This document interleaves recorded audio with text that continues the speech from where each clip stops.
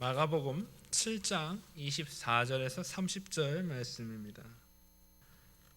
예수께서 일어나사 거기를 떠나 두로 지방으로 가서 한 집에 들어가 아무도 모르게 하시려 하나 숨길 수 없더라. 이에 더러운 귀신 들린 어린 딸을 둔 한 여자가 예수의 소문을 듣고 와서 그 발 아래에 엎드리니 그 여자는 헬라인이요 수로보니게 족속이라. 자기 딸에게서 귀신 쫓아내 주시기를 간구하거늘 예수께서 이르시되 자녀로 먼저 배불리 먹게 할지니 자녀의 떡을 취하여 개들에게 던짐이 마땅치 아니하니라. 여자가 대답하여 이르되 주여 올소이다마는 상 아래 개들도 아이들이 먹던 부스러기를 먹나이다. 예수께서 이르시되 이 말을 하였으니 돌아가라 귀신이 내 딸에게서 나갔느니라 하시매 여자가 집에 돌아가 본즉 아이가 침상에 누웠고 귀신이 나갔더라. 아멘. 사역을 하시다가 쉼이 필요하셔서 두로와 시돈 지역으로 들어가셨습니다. 이 두로와 시돈은 지금의 레바논과 시리아 지역을 말하고 있습니다. 예수님의 소문을 드렸던 한 여인이, 이 여인은 헬라인이요 수로보니게 족속이라고 소개하고 있습니다. 이 여인은 이스라엘 백성들과 함께 섞여 살지만은 이스라엘 백성들과는 적대적인 관계로 살아가는 이방 여인이었습니다. 이 여인에게 귀신 들린 딸이 있었는데 이 딸로 인해서 번민과 고통에 쌓여 있다가 오늘 예수님이 오신다는 소식을 듣고 이 여인이 예수님께 나오게 되었습니다. 오늘날에도 자녀를 사랑하는 부모의 입장에서 보면 아이들이 아프고 또 고통을 당하면 오히려 내 자신이 아이의 아픔을 대신하기를 원하는 것이 부모의 심정일 것입니다. 그래서 다윗도 압살롬이 비록 자신을 배반했지만은 그의 죽음의 소식을 듣게 되었을 때에 내 아들 압살롬아, 내가 너를 대신하여 죽었으면 좋았을 것이다, 그렇게 이야기를 했습니다. 오늘 가나안 여인은 예수님의 소문을 듣고 곧 와서 그 발 아래 엎드렸다고 말씀을 하고 있습니다. 특별히 곧이라고 하는 부사를 사용하고 있습니다. 소문을 듣고 고통당하는 딸의 아픔을 참지 못하였던 어머니는 곧 예수님의 소식을 듣고 달려오게 된 것입니다. 병행구절인 마태복음 15장 21절 이하에 보면은 가나안 여인은 큰 소리를 지르면서 예수님을 따라왔다고 기록하고 있습니다. 사람의 숫자에도 들지 못하였던 여인, 그것도 이방 여인이 소리를 지르면서 예수님을 따라왔다고 하는 것은 예수님에 대한 절대적인 신뢰를 말씀해 주고 있습니다. 예수님이 나의 형편을 들어주신다면, 또 만나만 주신다면 내 딸의 귀신 들린 병을 낫게 해 주시리라, 이런 확신을 가지고 주변의 부끄러움이나 염치를 불구하고 큰 소리로 주님을 부르며 따라오게 된 것입니다. 오늘 예수님은 이에 대해서 아무런 반응을 보이지 않습니다. 그러자 제자들이 얼마나 귀찮고 성가셨는지 마태복음 15장 23절에 보면 그 여자가 우리 뒤에서 소리를 지르오니 그를 보내소서. 오늘 얼마나 귀찮았으면 제자들이 예수님 그 냉담하지 마시고 만나 주시든지, 그렇지 않으면 저 여자를 보내주세요, 너무나 귀찮게 굴어서 시끄럽습니다, 그렇게 제자들이 요청을 했습니다. 그러나 이 여인은 예수님이 냉담하였음에도 불구하고 끊임없이 예수님을 찾게 되고 예수님께 간구하는 믿음을 우리가 보게 됩니다. 예수님은 누가복음 18장에 보면은 억울한 과부가 그 억울함을 불의한 재판관을 찾아서 이제 고하게 됩니다. 오늘 불의한 재판관은 뇌물을 먹는 사람이에요. 뇌물을 갖다 주지 않으면 거들떠 보지도 않는 재판관이었습니다. 그럼에도 불구하고 이 억울한 과부가 끊임없이 귀찮게 찾아가게 될 때에 그 재판관도 그 과부의 억울함을 들어주었다고 말씀을 하시면서 누가복음 18장 1절에 보면 항상 기도하고 낙심하지 말아야 할 것을 말씀해 주셨습니다.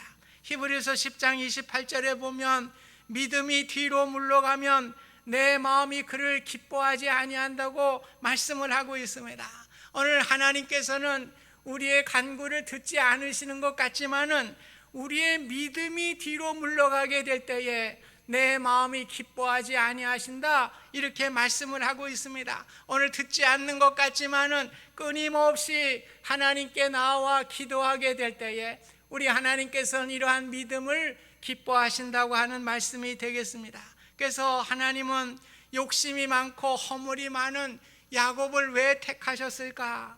우리가 생각할 때에 야곱은 끈질긴, 포기할 줄 모르는 끈기를 가진 사람이었습니다. 그래서 인정받은 믿음을 갖게 되고 오늘 야곱을 하나님께서는 택하여 주신 줄 믿습니다. 오늘 인정받은 믿음을 얻기 위해서는 주변의 상황에 아랑곳하지 아니하고 주님을 바라보며 나오는 믿음이 있어야 할 것입니다. 오늘도 우리에게 어려운 문제가 있습니까? 낙심하지 마시기 바랍니다. 주님께 끈기 있게 나와서 간구할 수 있기를 주님의 이름으로 축복드립니다. 우리가 세상을 살면서 어려움이 없을 때에 오히려 하나님의 은혜를 잊고 살아갈 때가 많이 있습니다. 그래서 하나님을 전적으로 의지하지 아니하고 내 멋대로 살아갈 때가 많이 있는 것입니다. 모든 것이 풍부하고 생활이 순조로울 때에 아무 도움도 필요 없이 생각하며 살아가게 되는 것입니다. 그러나 시련이 닥쳐옵니다. 병이 들거나 가정적인 어려움이 오거나 재산상의 손실을 당하게 되는 경우에 우리는 무릎을 꿇고 예수님만이 나의 능력이시오, 예수님만이 나의 문제를 해결해 주실 수 있는 분이라고 하는 사실을 알고 주님께 나와 기도하게 되는 것입니다.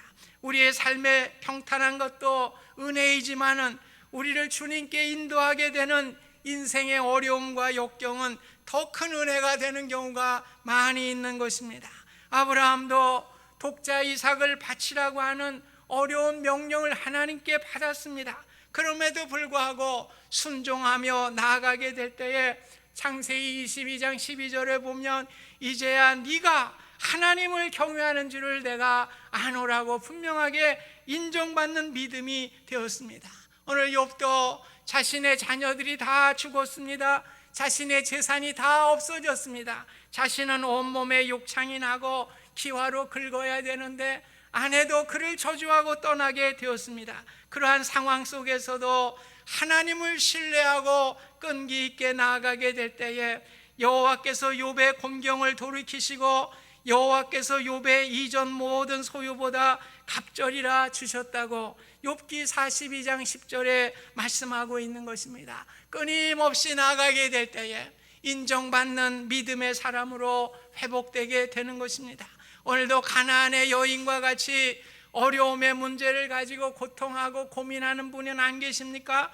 오늘 기도해도 응답이 이루어지지 않고 오히려 문제가 더 복잡해지는 것 같고 어려워지는 것 같고 왜 주님은 가만히 침묵만 하고 계시는가? 우리가 불안하고 낙심될 때에 주님만 의지하며 나올 수 있기를 바랍니다. 오늘 주님은 나오는 그 믿음을 기뻐하시고 인정하는 믿음의 은혜가 우리 가운데 충만할 수 있기를 주님의 이름으로 축복드립니다.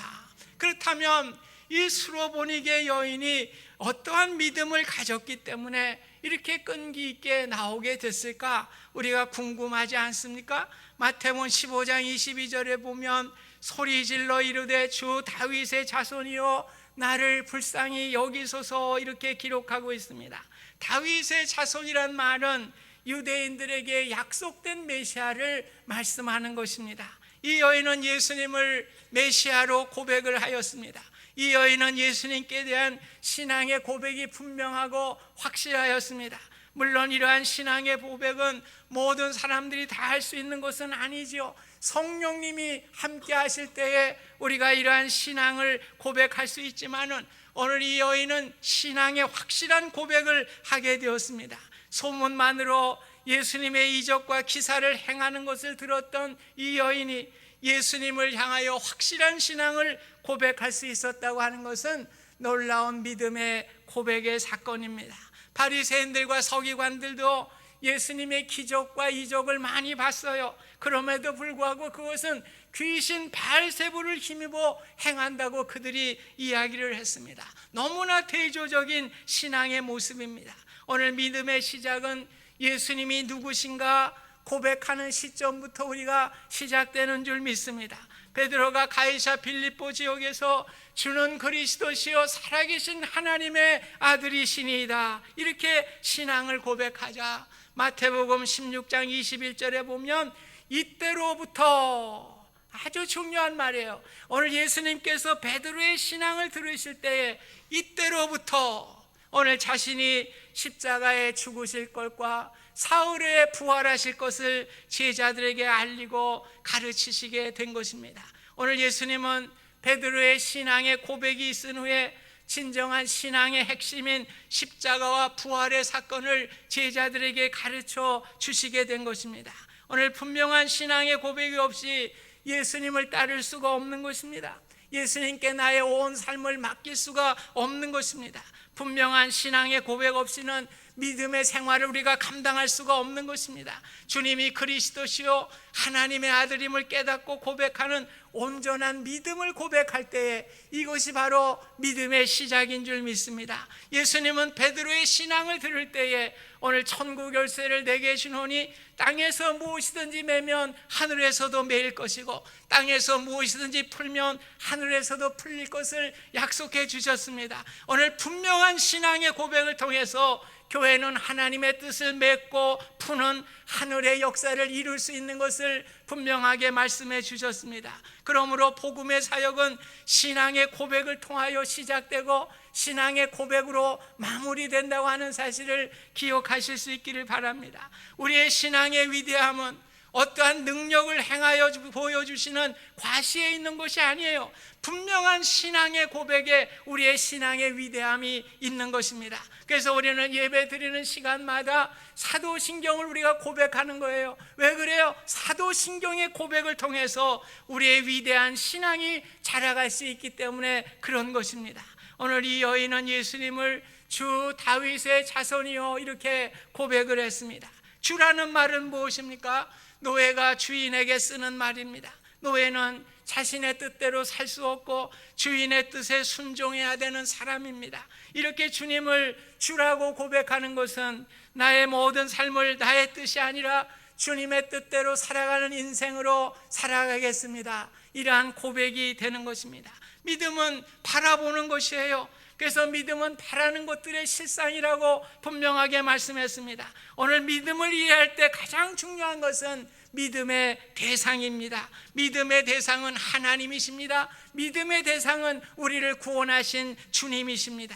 우리가 믿는 예수님은 전능하신 하나님이신 것입니다. 그래서 믿음의 조상 아브라함은 하나님을 이렇게 믿었습니다. 로마서 4장 17절에 보면 그가 믿은 바 하나님은 죽은 자를 살리시며 없는 것을 있는 것으로부터 부르시는 이신이라고 고백을 하고 있습니다. 오늘 가나안 여인은 신앙의 고백이 분명했어요. 온전히 죽은 자도 살리시고 없는 것도 있게 하시는 주님이시기 때문에 주님께 온전히 자신의 문제를 맡기고 나오게 된 것입니다. 정말 온전한 믿음의 모습을 보여주셨습니다. 오늘도 우리의 문제를 가지고 고민하고 계시는 분은 안 계십니까?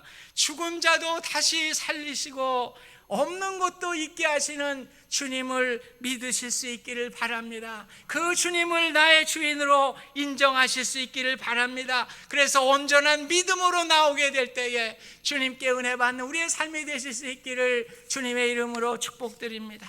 오늘 예수님은 이렇게 주님을 주 다윗의 자손 예수여 외치며 나오는 여인에 대해서 아주 냉담하게 반응을 하셨습니다.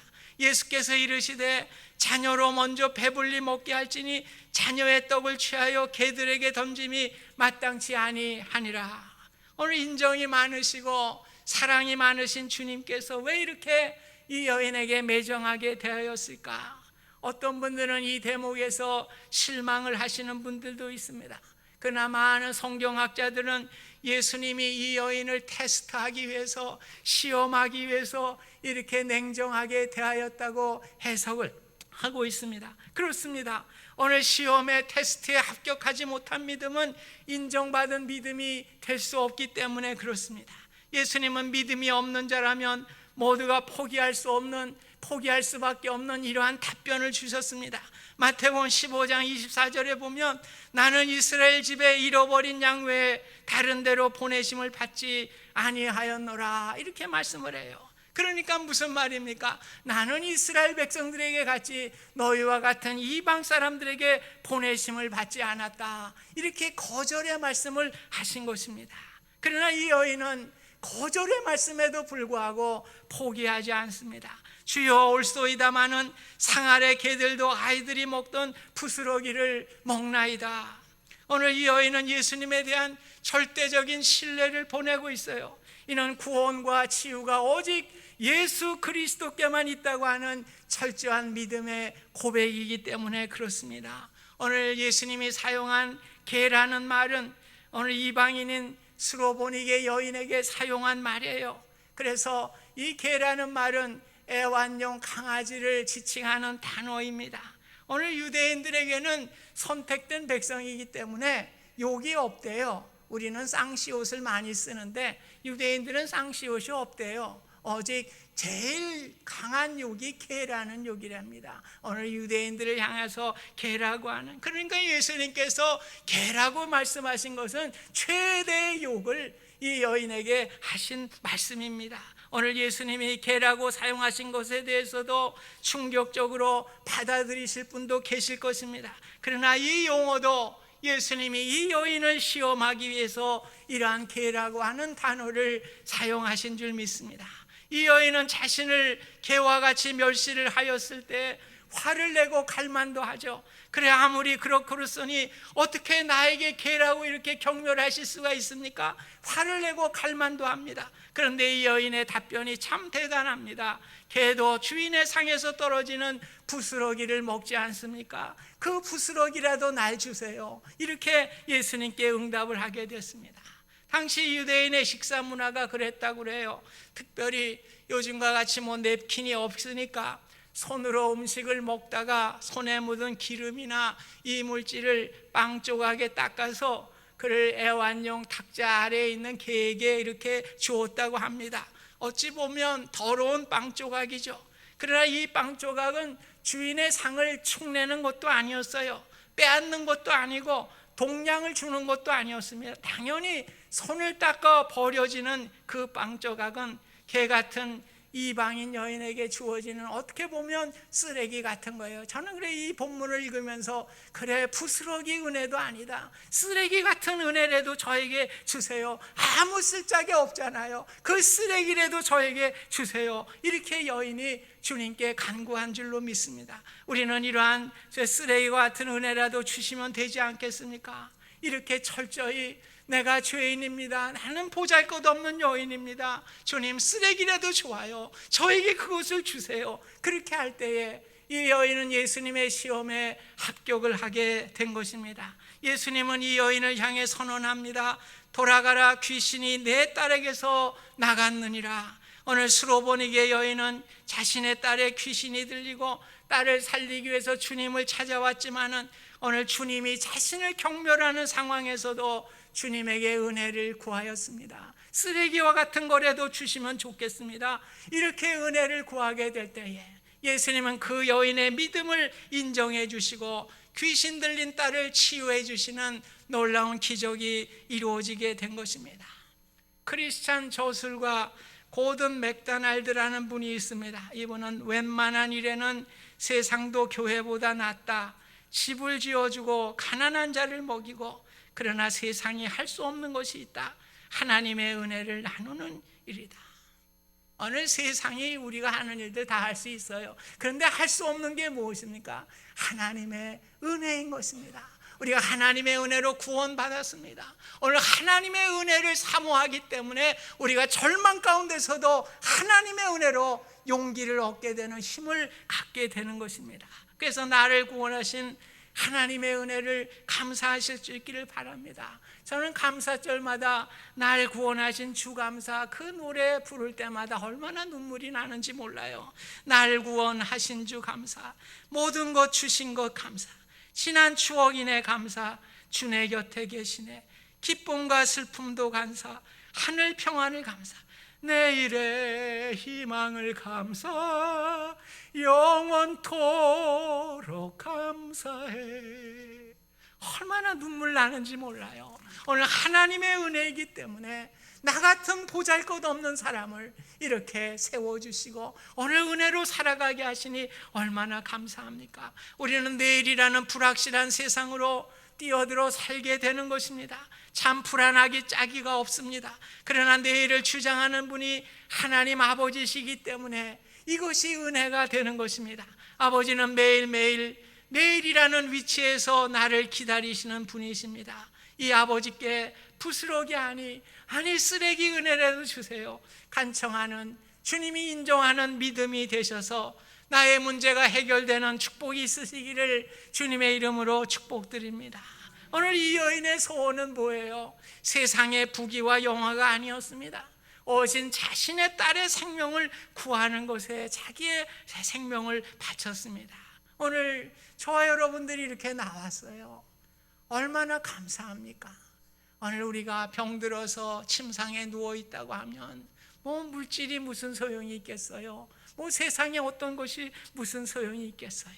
오늘 우리에게 은혜 주시고 생명 주시고 그것도 영원한 생명을 주셔서 우리가 살아가게 하신 것, 이것이 하나님의 진정한 은혜인 줄 믿습니다. 우리 주님께서는 하나님과 동등된 분이셨습니다. 그러나 이 땅에서 가장 냄새나고 가장 그 보잘것없는 마구간에 오셨습니다. 아마도 이러한 인생을 보면 쓰레기 인생이라고 할 수 있을 것입니다. 오늘 예수님은 쓰레기와 같은 인생으로 이 땅에 오셨습니다. 오늘 인간의 최고의 고통을 받으시며 채찍에 맞으시며 온몸이 갈기갈기 찢어지셨습니다. 머리에 가시만류관을 쓰시고 손과 발에 못을 받으시고 옆구리에 창을 받으시며 정말 어떻게 보면 쓰레기와 같은 인생과 같이 마지막 생애를 마감하신 분이 주님이신 것입니다. 예수님은 오늘도 말씀하시는 것 같아요.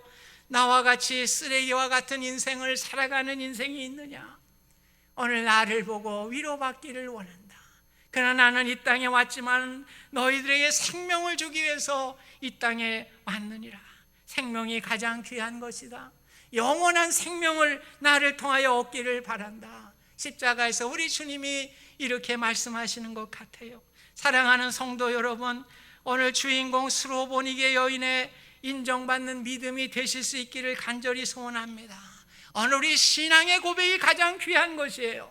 오늘 역경 속에서도 죽음의 상황 속에서도 오늘 신앙의 고백이 있으면 우리가 능히 이길 수가 있는 것입니다. 우리 주님 죽은 자도 살리시는 분이십니다. 없는 것도 있게 하시는 분이 주님이십니다. 주님 함께 하실 때에 나에게 은혜 베풀어 주실 줄 믿습니다. 이것이 바로 우리의 신앙이에요. 오늘 신앙 고백이 분명하게 될 때에 우리는 모든 문제를 해결할 줄 믿을 줄 믿습니다. 나아가 우리 가정과 교회가 생명의 기쁨이 넘치는 역사가 있기를 소원합니다. 오직 이 땅에 하나님이 주신 생명의 은혜를 누리면서 오늘도 우리의 생명의 역사를 이루어가는 우리 자신과 우리 교회가 되실 수 있기를 주님의 이름으로 부탁드립니다. 고마우신 하나님 아버지, 참으로 딸의 귀신 들린 고통을 보면서 어머니의 마음으로 주님 앞에 나왔습니다. 모진 그러한 참 모욕을 받았지만은 주님은 살아계신 하나님의 아들이시고 죽은 자도 살리실 수 있고 없는 것도 있게 하시는 주님이심을 믿고 끝까지 주님 앞에 나오게 될 때에 주님께서 인정하시는 아름다운 믿음의 여인이 되었고 그 딸의 귀신 들린 병을 치유하게 되고 하나님께서 주신 생명의 귀함과 은혜를 누리며 살아가는 복된 여인이 되었습니다. 오늘 우리의 삶 가운데 어려움의 문제를 가지고 나온 심령들이 있습니까? 주님 앞에 엎드릴 수 있는 믿음을 허락하여 주시옵소서. 죽은 자도 살리시고 없는 것도 있게 하시는 주님을 우리가 신앙으로 고백하면서 주님의 은혜를 통하여 모든 문제가 해결받을 뿐만 아니라 그 생명의 역사를 전하며 생명의 역사를 기뻐하며 감사하는 우리의 귀한 삶이 될 수 있도록 축복하여 주시옵소서. 예수님의 이름으로 기도하옵나이다. 아멘.